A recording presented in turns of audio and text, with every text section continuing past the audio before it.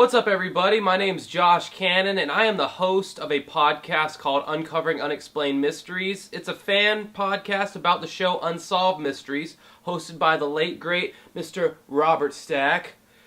I got a suggestion a long time ago from one of my listeners. Why don't I do a video explaining how to start a podcast?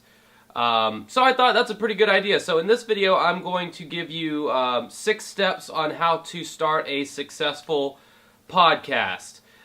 So without further ado, let's get to it. Alright, the first step for your podcast is obviously going to be the idea. The thing that you're going to be talking about. What is your podcast going to be about? My suggestion would be find something that you're passionate about. What can you talk with your friends and family about for hours on end, and you find yourself getting excited and engaged in the conversation, and you can just talk about this one thing for hours, or you can nerd out on this one thing for hours. Whatever that is, that's probably the basis for your podcast. Keep in mind, though, nowadays there are more podcasts out than there have ever been. So try to think about ways that you can differentiate your podcast from the sea of podcasts that are out there. You might be interested in Star Wars. I hate to tell you this, but there's already 1 million Star Wars podcasts out online. So think, how can I make mine different and do what the other podcasts about Star Wars are not doing? Personally, I host a true crime podcast. True crime being one of the #1 podcasts that are started by people these days, it seems like. Where me and my co-host Mike got our break was the fact that we were the second podcast ever to talk about the show Unsolved Mysteries. In the first podcast, The Trail Went Cold, they didn't really talk about Unsolved Mysteries exclusively, and we did. We were kind of the first fan podcast for that show, so we were able to carve out our own little niche. So think about that, whenever you're starting. What can you talk about or what can you do that's different? Step number 2 would be microphones. Now, besides having super awesome, compelling content, having good audio quality is the number 2 most important aspect to having a successful podcast. So that means, yes, avoid using your cell phone and avoid using built-in microphones in your webcam when doing your podcast. Please do us all that favor. They make plenty of great microphones that are USB that plug right into your computer. My co-host Mike, he uses a Audio-Technica AT2020 USB microphone, and it sounds great. It sounds awesome. USB microphones are really easy to use, obviously, because they plug straight into your computer. I use a Sterling Audio ST55. This is not a USB mic. You do need a XLR microphone cable for this to work, but more on that later.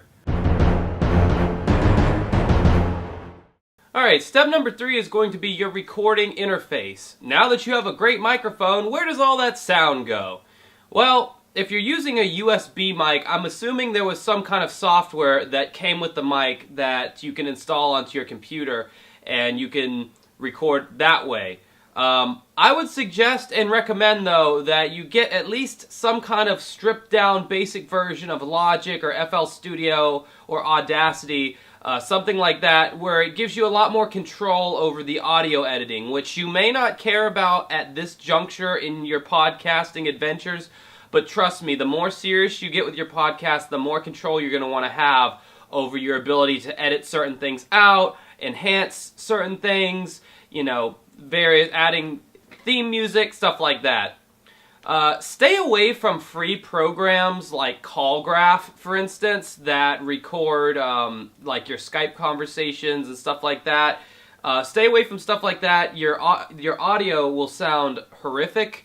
And with CallGraph in particular, it does this weird thing where it hard pans one person to the right speaker and the other person to the left speaker. So it's like this ping pong effect whenever you're talking to each other.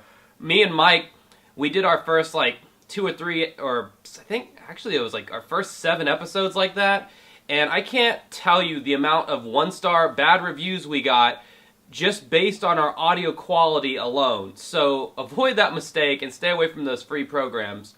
You don't have to sound like you own a professional radio studio, but you also don't want to sound like you're hosting inside of a trash can inside of a wind tunnel. Alright, step 4 is going to be accessories. Now, all these accessories are pretty mandatory if you want to have a successful, professional-sounding podcast. And a lot of these items can be acquired fairly cheaply, used on eBay or even Amazon. You might be able to find some new stuff on there. So, the first thing is an XLR microphone cable. Now, these cables have 3 pins on the male end and 3 holes on the female end. That's what makes it an XLR cable. This will plug into your microphone in the bottom here, and it'll go out to either your mixer or your recording interface. Now, you don't always need an XLR cable. If you have a USB microphone, you may not even need this, but if you have a podcast with more than one guest, then that's going to bring me to the next thing that you're going to need, which is a mixing board. Now, these things can appear very intimidating when you first look at it, but when you really study the function of it and you look on the surface here, it's really not so bad. It's not very difficult to use. If you have like a 2-person setup, you'd have one microphone going into input 1. You'd have the second person going to input 2. So you'd need 2 cables, 2 microphones, etc. I know this is very basic, I'm sorry. And then you're going to have your main outs. It's going to be a stereo output, so you're going to have 2 outputs. You only really need to use 1.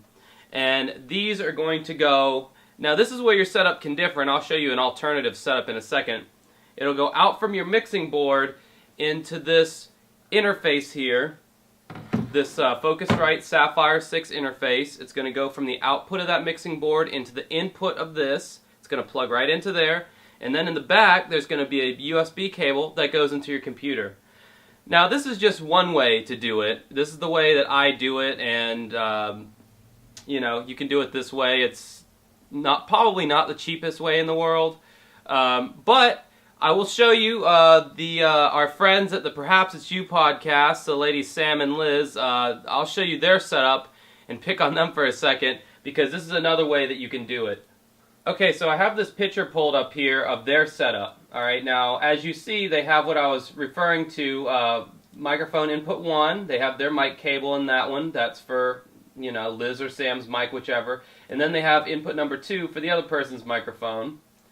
And if you notice here on their output, they are actually going out of their headphone jack into this multi-line in, like, octopus-looking thing. I've never even seen this before, but it works for them. So they're going out their headphone jack into this output.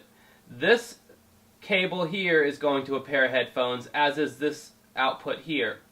And then this output here is going into their laptop's headphone jack.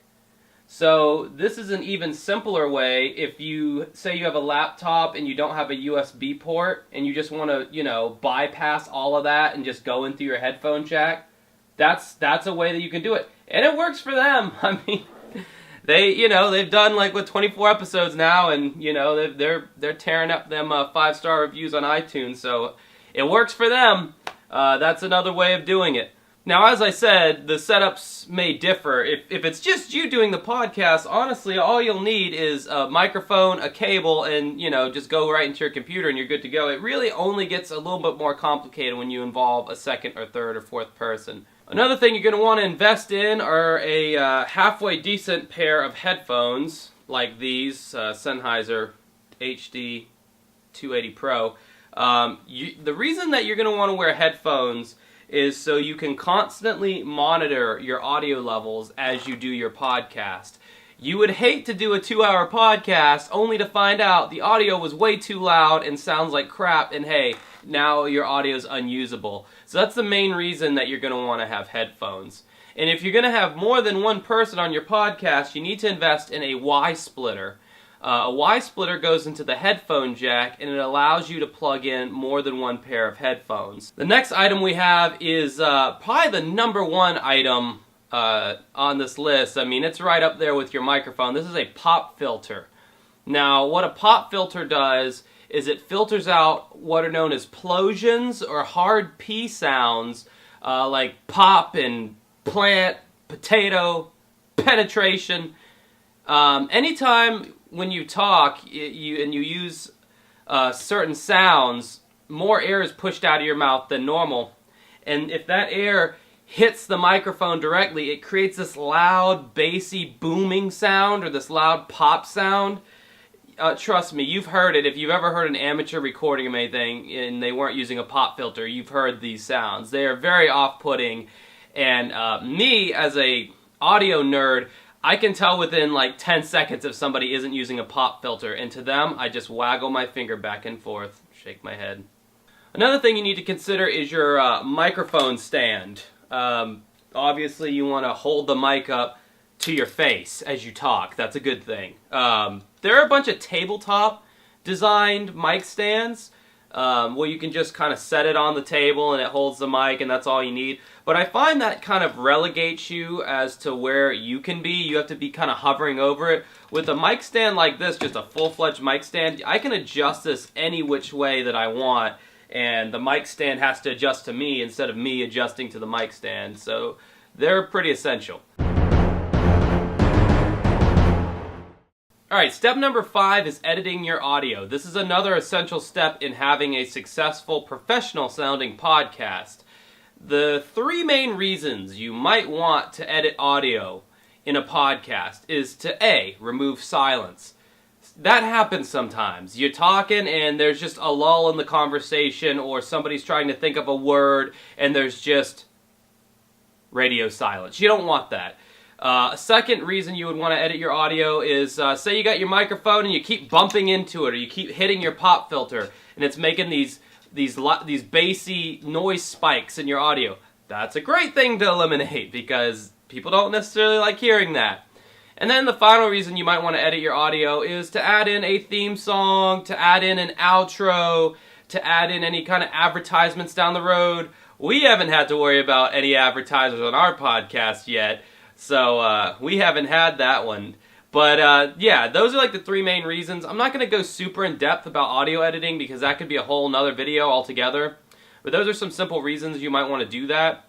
Once you have your audio in your audio editing program and it's finished the way you like it, you're going to want to save or render it to an MP3 file. Sometimes it'll give you a choice whether you want to render it as a WAV file, MP3, and then a bunch of other funky formats that nobody really uses. I always just go with MP3. MP3 files are smaller. WAV files tend to be much, much larger and higher audio quality, although this is only really in regards to music recordings. And I mean, you know, you're just speaking into a microphone. You're not trying to remake The Dark Side of the Moon or anything. So MP3 is fine and it's small.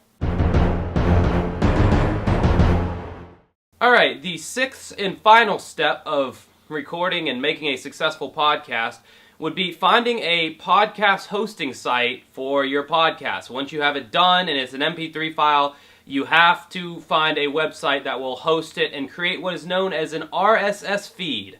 An RSS feed is essentially, it's kind of confusing when you really get into it, but essentially all it is it's a link that you plug into like iTunes or whatever, and it basically distributes your podcast through all of the podcasting platforms that exist. There are many websites that will host your podcast for you, but unfortunately, most of the good ones, if not all, they do cost a monthly subscription fee to allow you to host on their site. Podcasts can be big files, you know, and there's only so much space that people are willing to give away for free on these websites.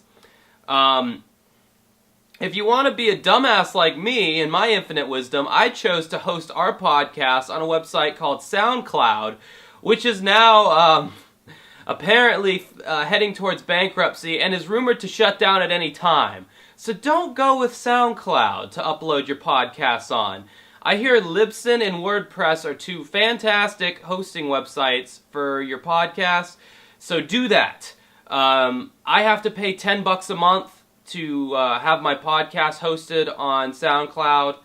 Yeah, it's not that much money for me, so that's you know, pretty fair deal as far as I'm concerned. When you finally do upload your podcast to one of these podcast hosting websites and you've given it a name and all that jazz, Make sure you're going to want to upload a custom thumbnail or artwork for your podcast.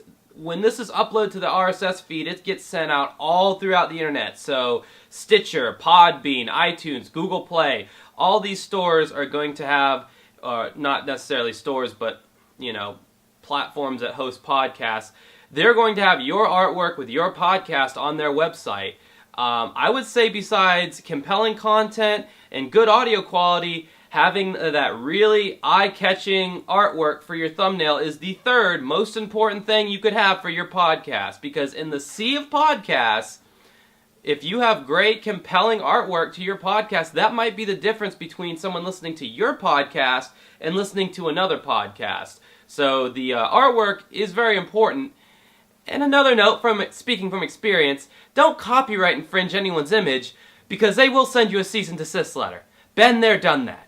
Well, that's all there is to it. You should now be a successful podcaster making millions of dollars off your Patreon account and getting free mattress sent to you from Casper and free stamps from Stamps.com. I'm just kidding.